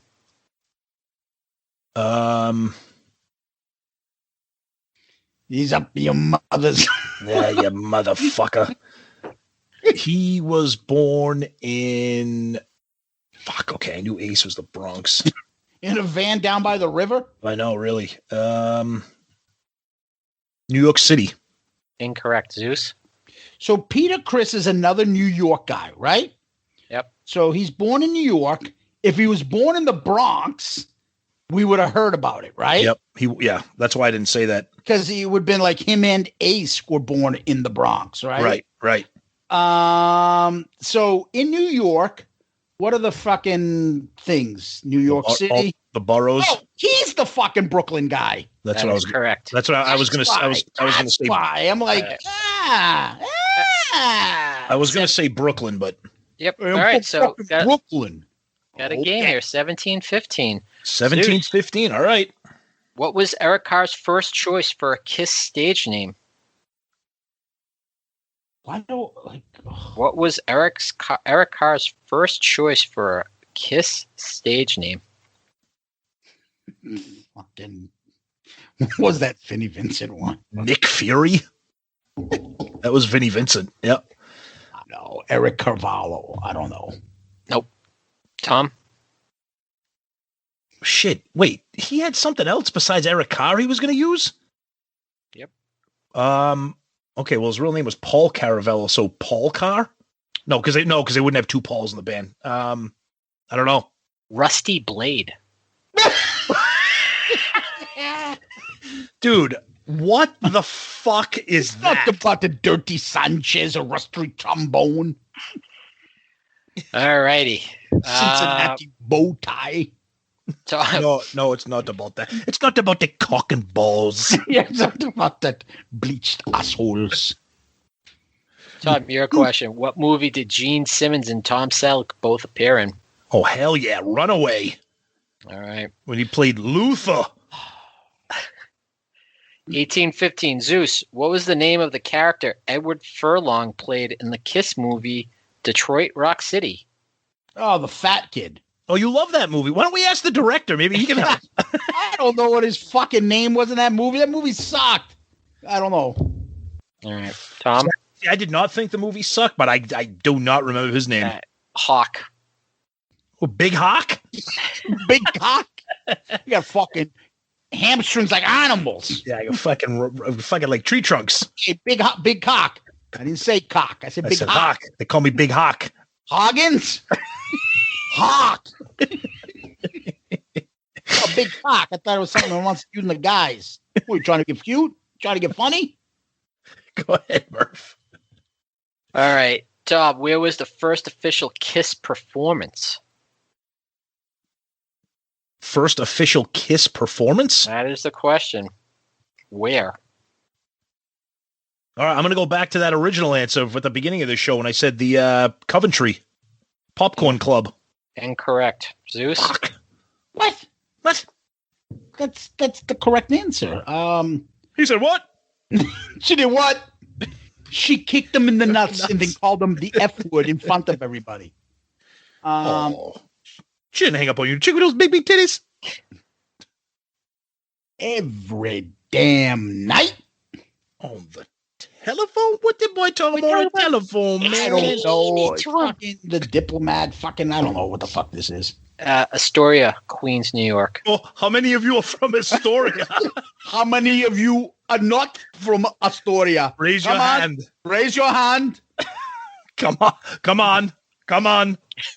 How many of you are not born in California? How many of you boy somewhere else? Not in Astoria. I'm just trying to do the questions. I'm feeling like king. 1, 2, 3, 4. Reading and writing arithmetic. Too much homework makes me sick. When it comes to pass the test, kindergarten is the best. 1, 2, 3, 4. 4. That's what he says. He goes 1, 2, 3, 4. I'm sorry. Yeah. All right. Yeah. Zeus. Shut up! Stop it. That's what King did. He would shut up. And then everyone started laughing. Oh. Zeus. Right. What year was the Kiss album Harder Than Hell released? 74. 74 is correct. All right. We've got 1816. Tommy, what Kiss song is referred to as the Universal Anthem? Rock and Roll All Night. All right. 1916. Zeus. On. What famous guitarist wanted to join Kiss? Ooh. Supposedly, I don't know, Eddie Van Halen's correct. All right. Oh boy, now we're firing him off here now. Thomas for the win. What's the last name of the person named Paul in the band? I don't know. When the band decided to take off the makeup, where was the interview held? Oh, yes. Read the question again so Zeus knows that I'm going to win the game. When the band decided to take off the makeup, where was the interview held? MTV. You are correct. And you can go back and listen to that episode a few weeks back. I'd protest. The question sucked at Tom. Oh, see, I thought they were good. Can I give you a couple of my questions would that I came up with today? I have the same answers? I don't think so.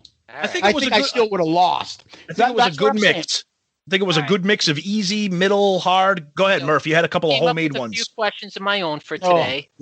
Couple honorable mentions. Go ahead. Honorable mentions. How many years did Steve Cornell serve in prison? Oh, he's still in there, isn't he? According to Wikipedia, he was asked to be relocated and is serving out the rest of his time. He was sentenced to, anyone want to guess how many years? 15. 6. Zeus is correct. See, wow. Zeus, we do this. You might. That was just a guess on the criminal. I'm not getting points for knowing how long a fucking pedophile's in prison. I have a lot of friends in the podcast community, Tom. Oh, okay. What, that are in prison or that are pedophiles? That are on our text group exchange. Oh, okay. Yeah. Okay.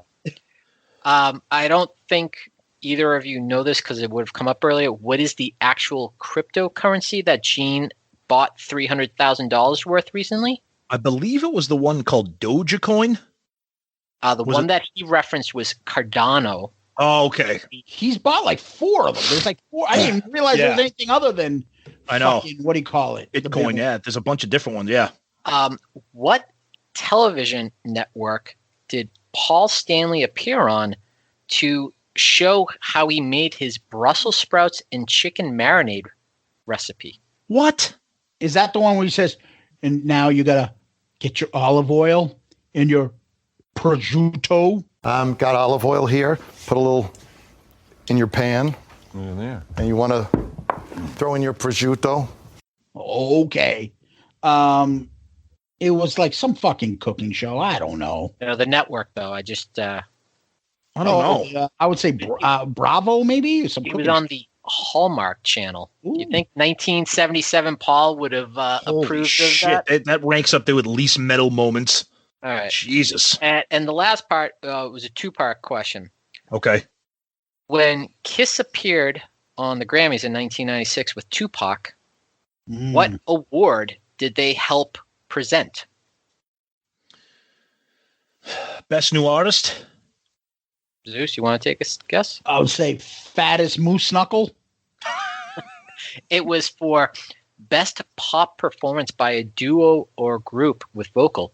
Do you want to guess who won? This was Milli Vanilli. This was 1996. That is correct. Read again. Best pop performance by a duo or group with vocal. In 96? Is it T'Pow? No. Yeah. Is it It's not, TLC? Was it TLC? No, because I was surprised by this. Would have thought it may have been from the year before, but I know the Grammys have weird Destiny's dates. Child? Yeah. Hootie, Let Her Cry. Oh, come on, man. I like Hootie, but that song's terrible. That's not pop. Well, Yeah, I well, bet it's the Grammys. But it Going would to the be on Grammys, rock. it is. So, all right, that's all I had. Nice. All Well right, done, another guys. roundup of Kiss trivia. Murph, well done as always. I need fucking Sonny to give me, because I win the Sonny games. The Murph games I've never won. Murph sucks. That's because Sonny's games rely on guessing. Murph's games rely on knowledge. Oh, I know, okay. exactly. Okay. Yeah. So I guessed when Sonny's on. Yeah. Correct. Okay. That's correct. Right. Yes. Murph, well done. Thanks, pal. Very nicely done. All Yes. right. Always Yeah. fun. Always fun. Yeah. Thanks. Yeah, huh? So good night. Thanks. See you guys. Well, guys, you know what time it is? Hi, this is Ed Spansberg of ClickTshop.com, and for all your Shout It Out Loudcast gear and merchandise, please visit ClickTshop.com.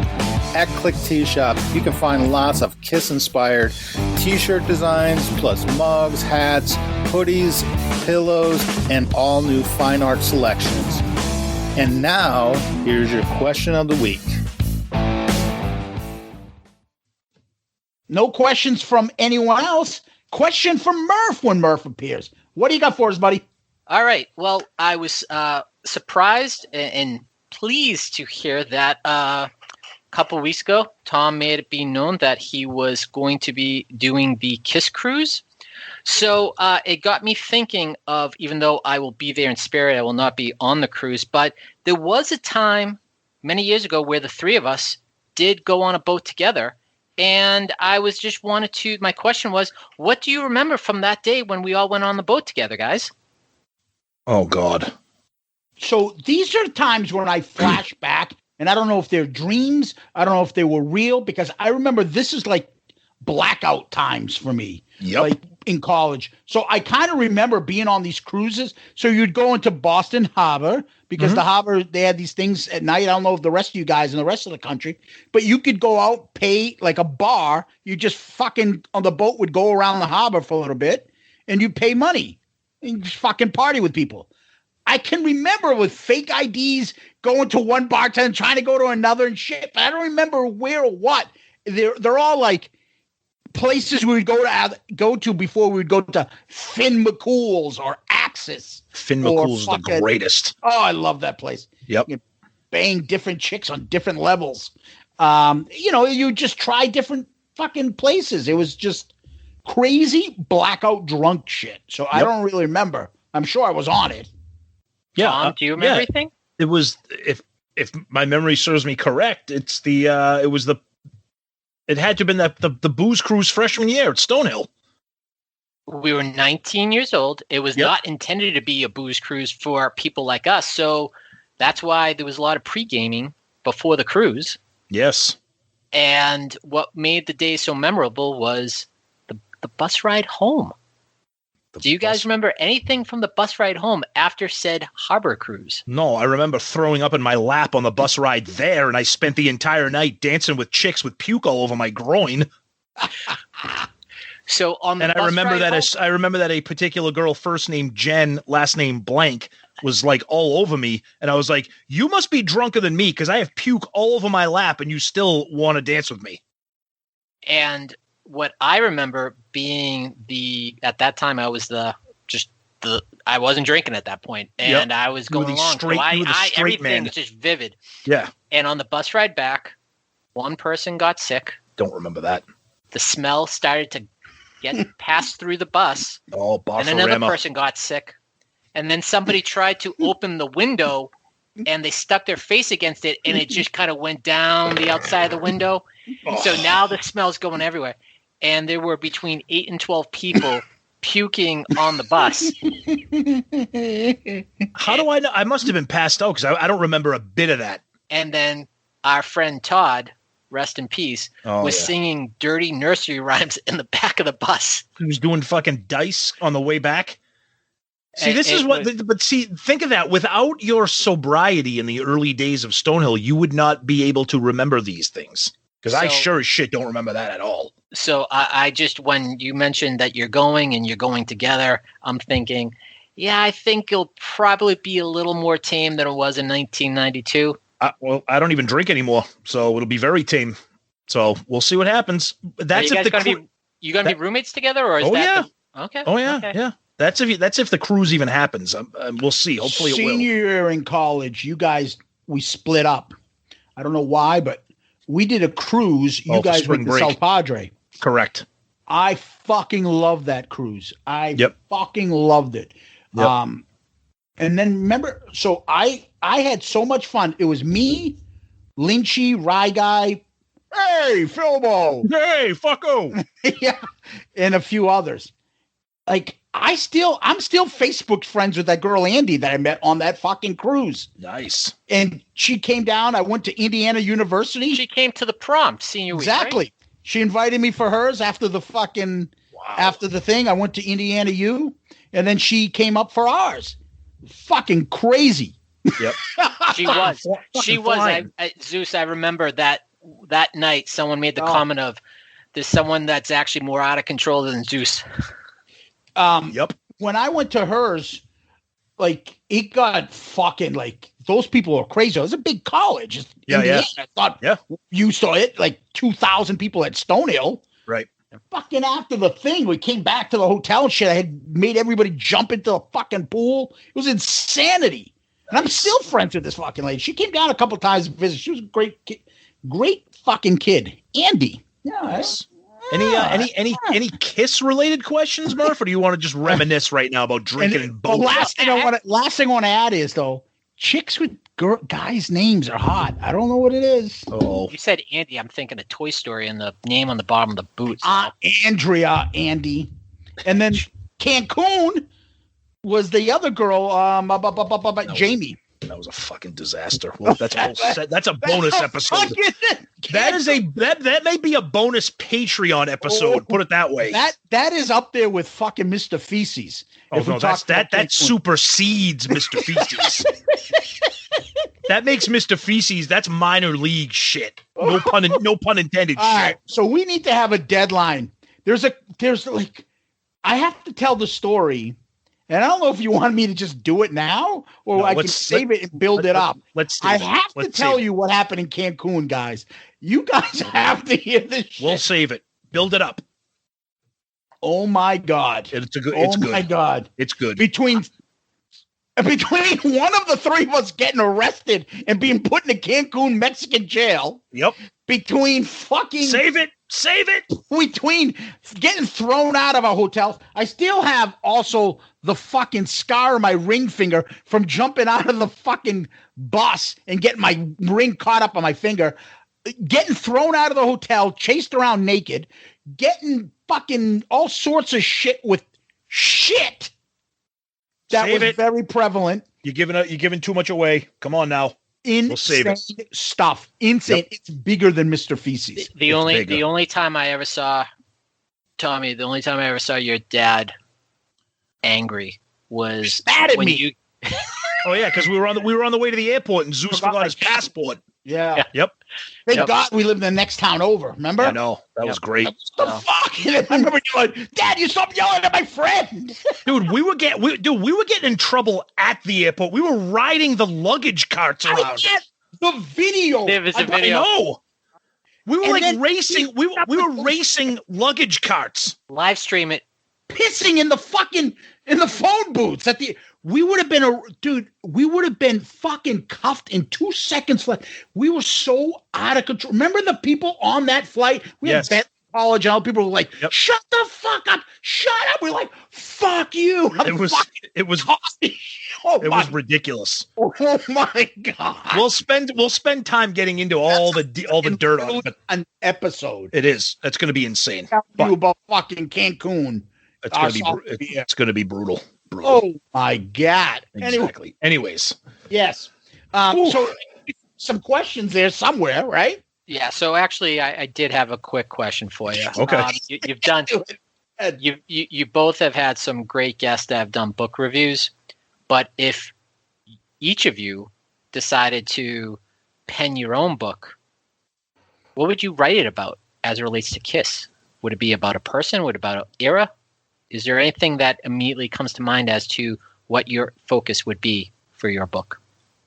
Yeah, I think I'll go first. I think that would be easy for me. I would write the book since I followed Kiss from the age of 5 until now. I would write the book in a first person perspective as the growth and evolution of a Kiss fan. Try to write as my 5-year-old self, and then as my 8-year-old self, and my 15, and just as my musical landscape and my taste changed, but I always came back to Kiss. Just the whole thing. I would write it like a first person, like the journey of, I don't know, I was going to say a journey of 1,000 years, but that song's horrible. I would write it like that. I think that's what I would do. Cool. Yep. Zeus? I almost don't want to answer it because there is something that, long in the making might occur. Okay. That's all I'm going to say. That's cool. That's Teaser. cool. Nice. I like it. Yep. Okay. All right. Good stuff, So, Murph. where can we hear you? Nowhere. Leave me alone. Murph lives at blah, blah, blah, blah, blah, blah, blah, blah. Anyway, Tom, where can people hear us? So we'll start off with our email, shoutitoutloudcast@gmail.com, shoutitoutloudcast@gmail.com. As you can tell at the beginning of the episode, we love to read those emails. So please use that as a means to communicate. We're also on all the social medias, as also heard at the beginning, Twitter, Instagram, Facebook. We're very interactive on all those. We have our Facebook group, the Shout It Out Loudcasters. It's a great group too to get involved in. And our show can be heard on all the big platforms, Apple, Spotify, all those places. We're part of the great Pantheon podcast network. Tons of great shows out there, including our friend from the Decibel Geek podcast. They're going to be doing Rockin' Pod coming this summer. I'm not sure if our show is going to be able to attend, but it's a great event. Check them out. Chris and Aaron from Decibel Geek, they're part of the Pantheon family, so their event will be kicking off. I think it's in August, so check them out. And and as you heard for the question of the week, our buddy Ed from Click Tea Shop, and our buddies that purchase shirts, you can get more of that great stuff from Ed. He designed our logo, and he has great gear, not just Shout Out Loudcast, but awesome Kiss-inspired stuff too. Yeah, guys, if I could quickly just say, jump in.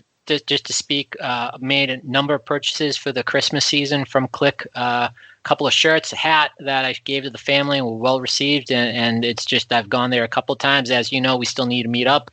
The mail got a little held up, so I've got some prints that I got to give to you. But it is a place I've gone to more than once, so speak highly of that. And in all seriousness, even though I've got nothing to promote, just following you over the years, I know I've done it before, but for those that are listening, go back and check if you've given a 5-star review in the past.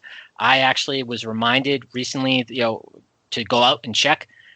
For whatever reasons, Apple didn't have it updated, so I went out there, put it back out there again. So even if you've done it before, or throw in a comment, and just with the group following, been able to meet through Twitter a number of folks that have some interests similar to mine. So even though I'm not promoting anything, it's been a good way to connect with people through Shout It Out Loudcast. So thank you, guys. Beautiful. Thanks, Murph. That's awesome. Yeah, thank you, Murph. Tom, I always like to add that, please, if you feel like it, you can always DM us on Instagram, Facebook, Twitter. Our email is our favorite way to get correspondence from you guys. Shout it out loudcast@gmail.com. Shout it out loudcast@gmail.com. And also, don't forget the Patreon app. If you can, if you're interested, if you want to support the podcast, take a look at patreon.com. There's different ways you can help and contribute and help us out, and you get some perks. Take a look, see if you like, or if you have questions, ask us about it. You can find that on Patreon, Patreon.com, or the app Patreon. You can find that, or you can find it in the episode notes on the podcast. So, as Murph said, he remembered to give those 5-star child reviews. You can do that on Apple iTunes or any other method that you see that some have it and some don't. Like, it varies, like Spotify, Stitcher. They're always changing things around. If you can, it helps support us and helps us move up the food chain so we get bigger and better and get some more Kiss stuff to you. So I want to give a quick shout out to Murph for coming on board. Murph is our first guest, always our favorite. And although you guys think there's a little bit of a rivalry here, there is not. We love Murph. And, well, I do. It's not in question if Tom does. We know that. Exactly. Yeah. We love Murph. Yeah, we do. And Murph gets a hard time, but he's awesome. He's part of our show. And if there's a third member of Shout It Out Loudcast, it's Murph. So you're like the fifth Beatle, Murph. There you go. Absolutely. Yes. You're like the rusty blade of Shout It Out Loudcast. You're like the rusty trombone. The Cincinnati bow tie. Or you're like the legendary baseball player who's everybody's favorite card, the Rusty Kuntz. Or as we like to call him when we were little, hey, did you guys get the Rusty Kuntz card? Or I thought you were going to talk about the Billy Ripkins face. Bottom of the bat. Yep. Fucking legendary, right? Yep. Legendary. Anyway, guys, what we like to do at this point is we always go to famous last words. Murph, what do you got? Never thought Gene actually could sum up the last 12 months in a song from 40 years ago, but this one kind of comes close. Where you don't know what you're after, or if something's after you, and you don't know why. You don't know. A world without heroes. I'm telling you, I like that song. I'm a fan of the Elder period, but that's okay. It's a whole separate episode. All right. Sometimes late at night, I want to hold you tight. Oh no. You got to pay. Girl, you hit rock bottom and you're there to stay. Mr. Zeus, take us home. All right. So mine is this. I've been up and down. I've been all around. I was mystified. Almost terrified. But late at night, I still hear you call my name. Pandemic. Beautiful. Love it. Love it. Tom, thank you. Murph, thank you. Kiss Army, thank you. Murph, you're the best. Thanks as always, buddy, for adding to the show, making it a fun one. Zeus, as always, thank you. Kiss Army, guys, you're the best. Thank you, everybody. Love you guys. Thanks for having me. Beautiful. Congrats, Tom, for a nice win. Peace out, Girl Scout.